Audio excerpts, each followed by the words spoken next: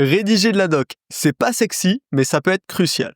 Et c'est une excellente façon d'identifier de nouvelles opportunités d'amélioration. Bref, un vrai process de design. Parlons.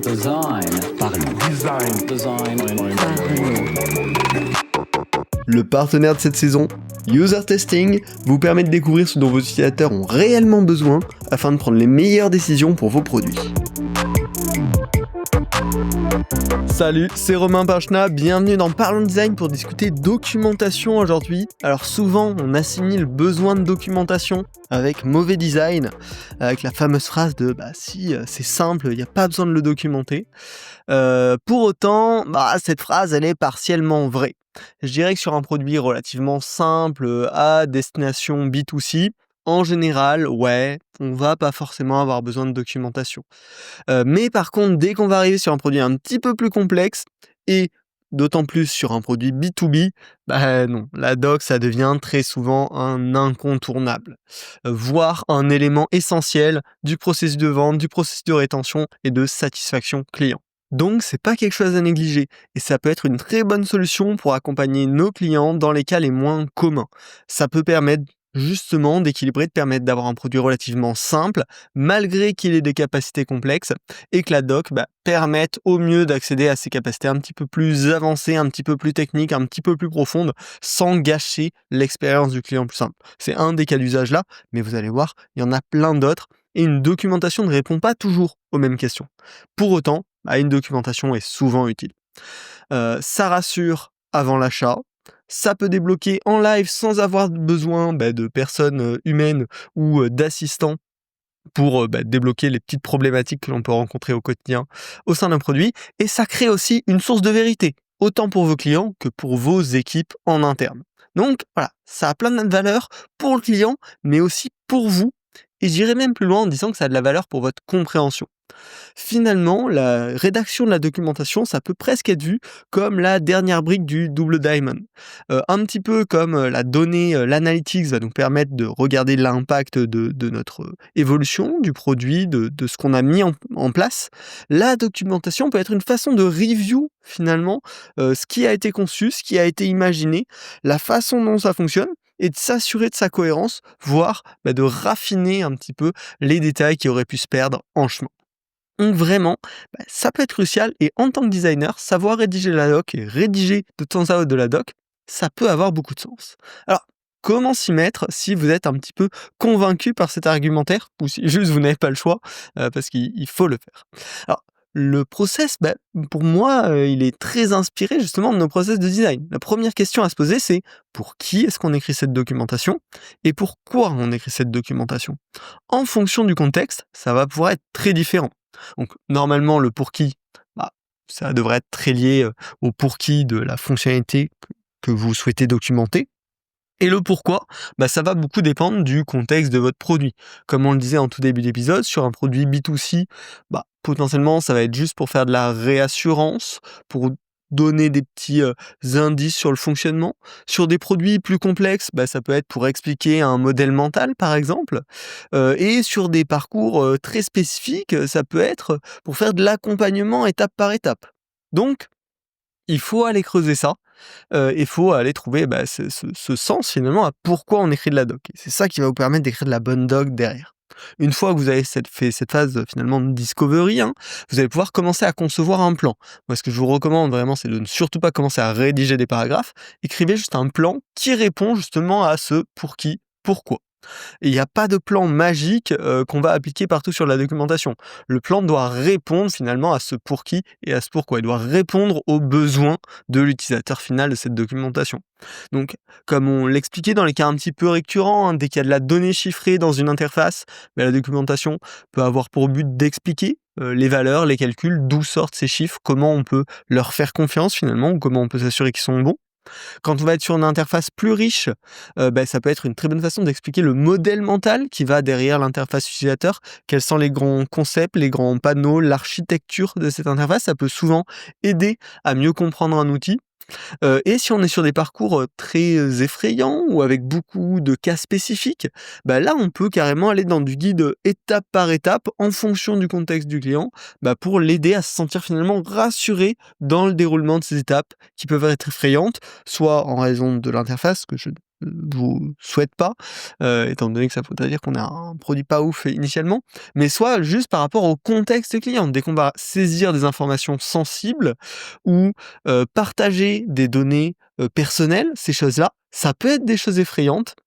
Faire de la déclaration ou des choses comme ça peut être effrayant et avoir un guide, même si on comprend l'interface un peu nativement, on va dire, c'est toujours une étape de rassurance qui va permettre, bah, aux utilisateurs finaux d'avoir potentiellement une meilleure expérience.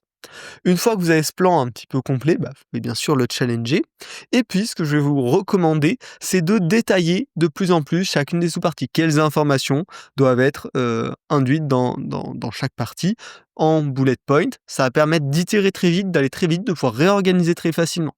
Une fois que vous serez cadré là-dessus, là, vous pouvez passer à une phase de rédaction qui va être du coup très très simple, hein, parce que c'est juste transformer vos bullet points finalement en phrases, mais vous aurez vraiment centré votre réflexion sur la structure de votre documentation, qui est souvent le plus important. Après, la formulation en tant que telle, bien sûr, il faut qu'elle soit bonne. On va le voir, il y a plein de techniques pour s'assurer de ça.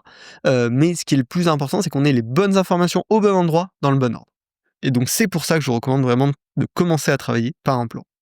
Ensuite, bien évidemment, bah, au moment de la mise en propre et de la rédaction, bah, assurez-vous d'intégrer des bons visuels qui, pareil, vont avoir pour but, hein, de guider le client, de l'aider à se repérer, par exemple.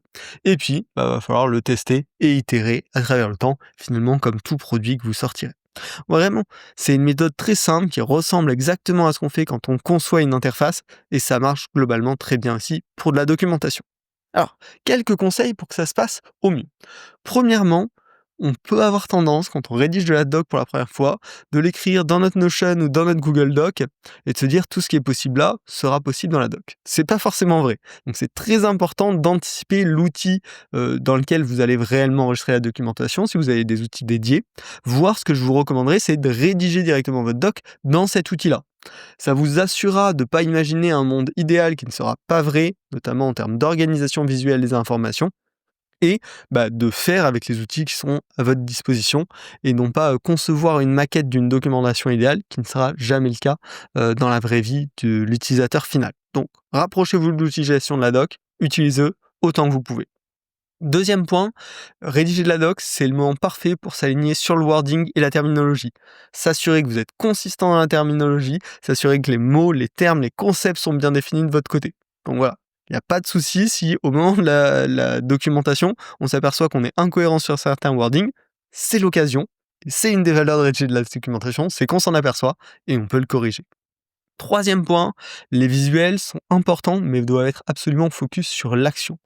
Les visuels au sein d'une documentation, c'est pas pour faire beau, c'est pas pour donner envie, c'est pour guider.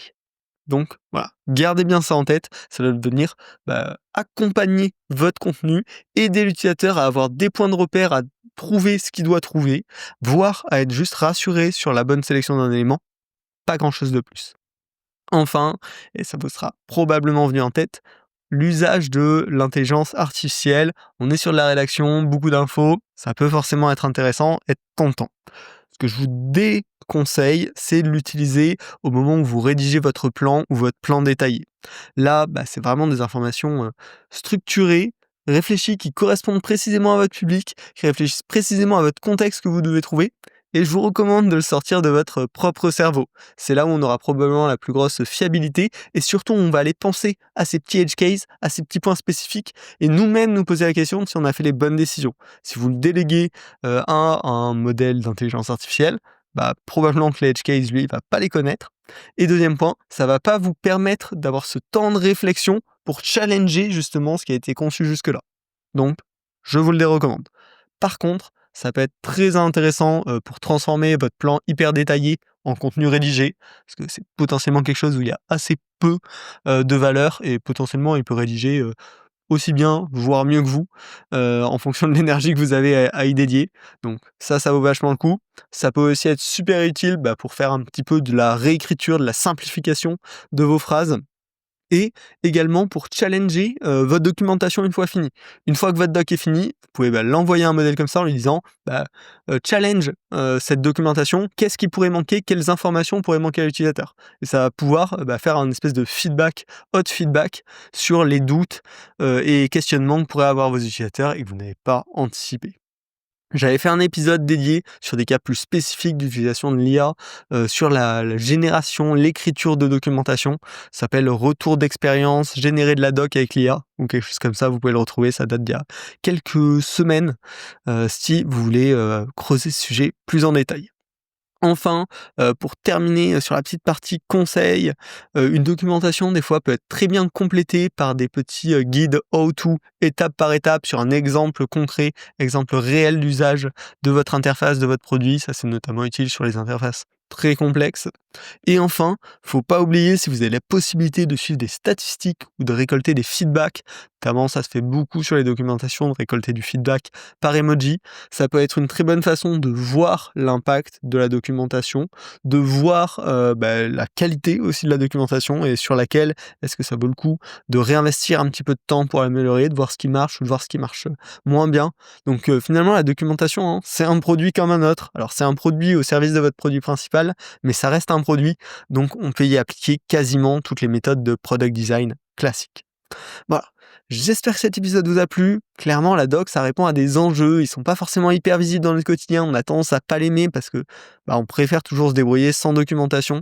Pour autant, il y a plein de contextes dans lesquels ça a de la valeur. Pensez bien à identifier les cibles de cette documentation. Pensez cette documentation comme une interface.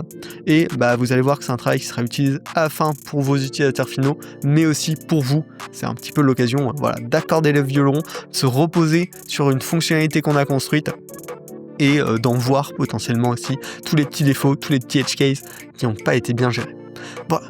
J'espère que ce podcast vous a plu. Si c'est le cas, pensez à vous abonner. Ce genre d'épisode, je sais que c'est le genre d'épisode qui fait pas beaucoup d'audience, que c'est pas un sujet sexy. Donc si vous pensez que ça a de la valeur, partagez-le autour de vous sur Slack, à vos potes designers, etc. Ça permet de valoriser un petit peu ces épisodes qui sont plus dits, pas très sexy, mais qui, je l'espère, ont de la valeur. Donc voilà. Sinon, on se retrouve la semaine prochaine pour un nouvel épisode. Salut.